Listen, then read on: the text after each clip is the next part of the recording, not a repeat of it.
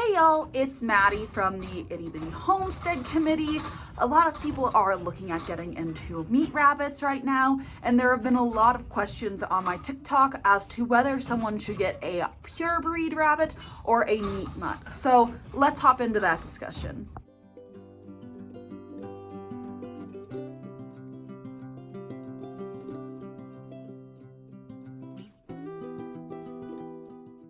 So when it comes to the discussion of purebreds versus meat mutts, there's a lot of things you want to sit down and think about because there's pros and cons to each option.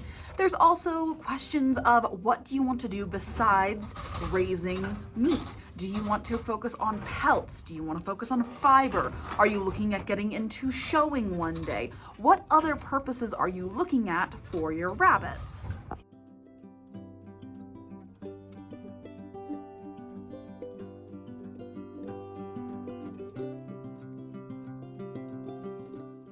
So I figure we can go off the pros and cons of everything, and I can kind of give my opinion on what I think. To start off with, let's talk about the pros of a meat mutt.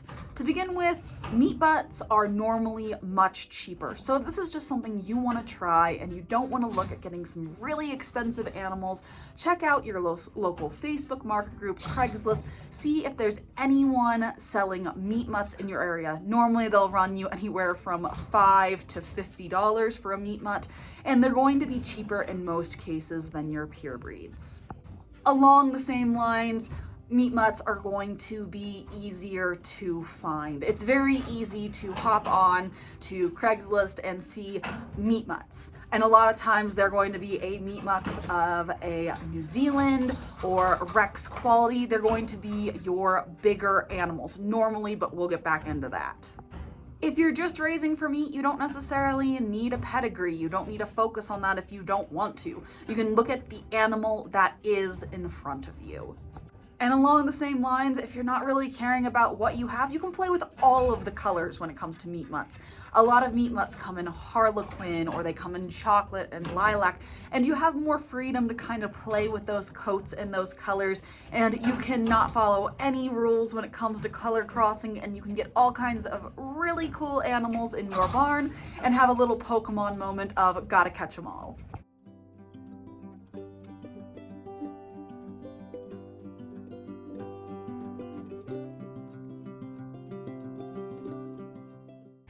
But just like there are pros to meat mutts, there are cons as well.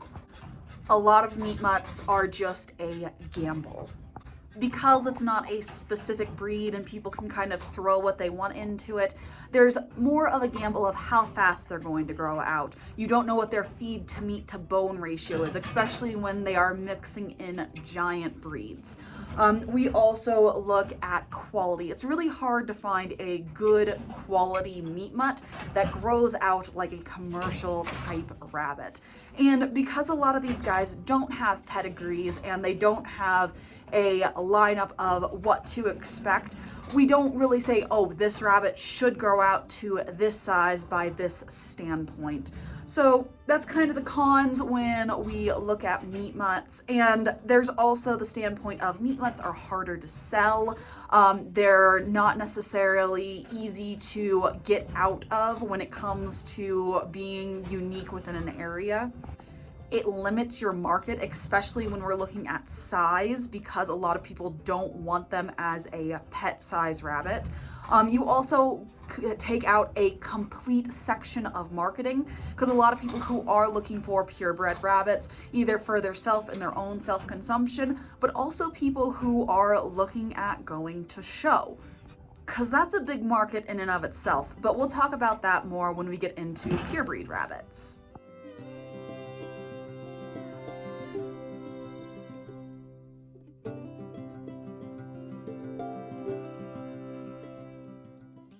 So what are some of the pros of a pure breed rabbit?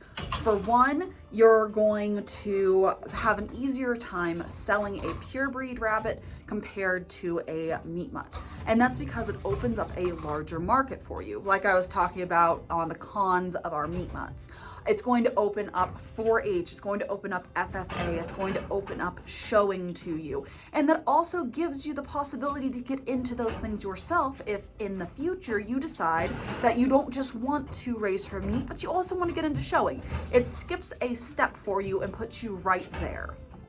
If you are getting a commercial meat rabbit, being a Californian or a New Zealand or other rabbits that are these large animals with a pedigree, it's going to be easier to calculate out their conversion rates. You're going to be able to tell how much food they take in to how much weight they gain.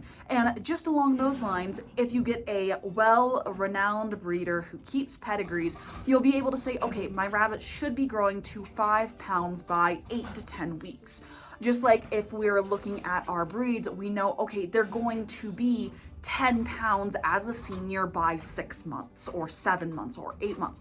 We have a understanding and a knowledge because we know the breed, we know the breeder, and we know the rate of conversion. It's more consistent and there's just more data behind it when you get from a breeder that breeds purebred rabbits normally. You know the purpose of the rabbit and you know what's in the rabbit. With a lot of meat mutts, you don't know if somebody threw in a mini somewhere, you don't know if somebody threw in some weird fur thing going on. You know the purpose of the animal you're getting and what you can use it for. So for instance, if you want to do fiber and you get Angoras, you know you're going to have Angora rabbits which you can spin. With a meat mutt, you don't know if there's Angora in that line. You don't know what is going into it necessarily 5, 6, 7 generations back to get throwbacks. Another great thing about purebred rabbits is a lot of times you have support and a community behind you, especially if you get into rare heritage breeds. A lot of times with the meat mutts, even though you have some breeders behind you and some Facebook groups, it's not as tight as a lot of breeders that breed certain breeds. I have a Facebook group that's specifically for silver foxes and people talking about silver foxes. I have silver fox friends and breeders where all we talk about is silver foxes, and having that support there when it comes to fur type, when it comes to coloration and genetics and sizes of silver fox. It's specifically for that breed, and that support is amazing.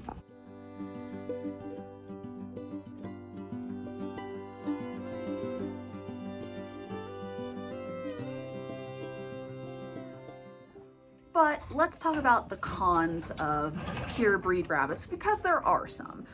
For one, your purebred rabbits are normally going to be more expensive. I was having a conversation with someone on TikTok. They were looking at getting silver foxes, and straight up I was like, look, just so you're aware, they start at $75 for most breeders I talk to and go up from there. I price mine at about $100 a head. It's a lot more expensive than what you're going to find on meat mutts because they're purebred, they're show quality, and they're a rare heritage breed. So automatically you're looking at that steep price, but in the end for me, it's worth it because of the things I've talked about before.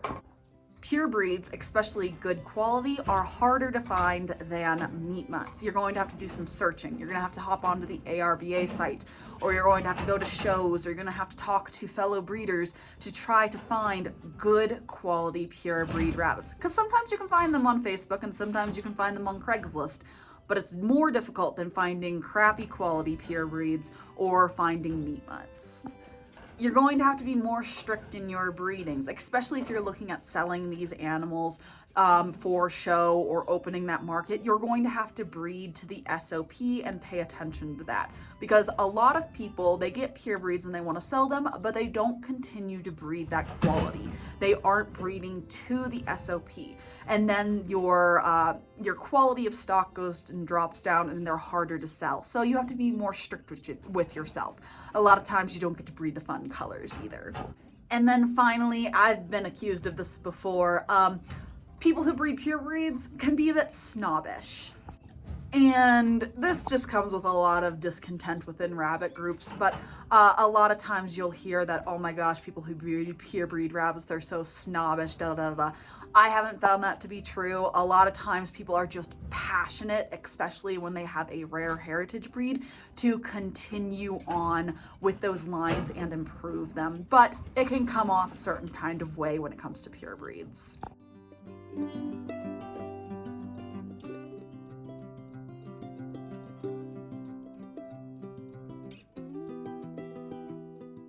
Now, before I get into my thoughts and opinions, I just wanted to get into a few misconceptions when it comes to purebreds versus mixed breeds, that kind of thing.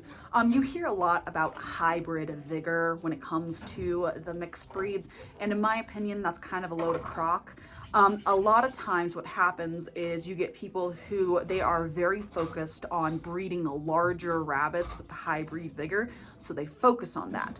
Which is why if you get a commercial breed such as a Californian in New Zealand and you get good quality, you don't worry about hybrid vigor because they are bred for that specific purpose of growing. The problem isn't hybrid vigor, it's finding good stock in general. And a lot of times people get so caught up into this idea that mixing rabbits is better than purebreeds because people get crappy quality purebred stock. For the love of God, if you are going to get into meat rabbits, do research on giants, but not to get them, but research on how bone to meat ratios work. I hear a lot of people, they'll mix Flemish into everything to get these bigger animals, and they don't think about meat to bone ratio.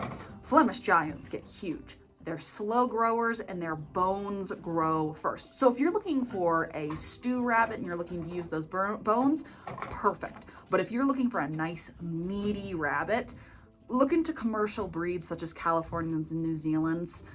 Just because you have something that grows larger faster doesn't mean it has meat on the bone. And I see that all the time in the meat rabbit groups of people who want to mix Flemish or Continentals into everything.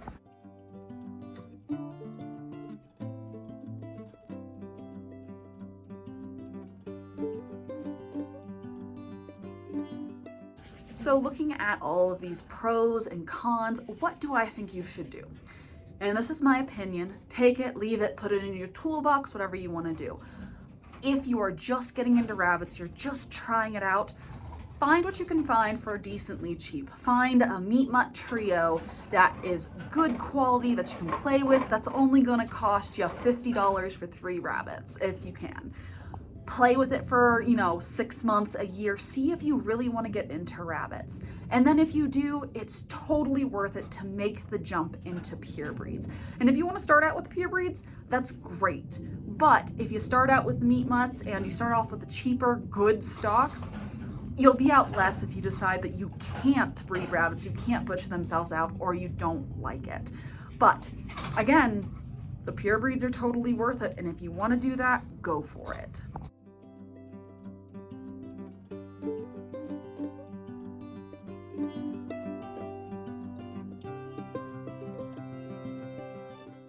Anyway, that's all I have for y'all today. Let me hear what your thoughts and opinions are. Do you guys go for the purebred train or the meat mutts? I would just love to hear it. But I'll see y'all in the next one. Bye.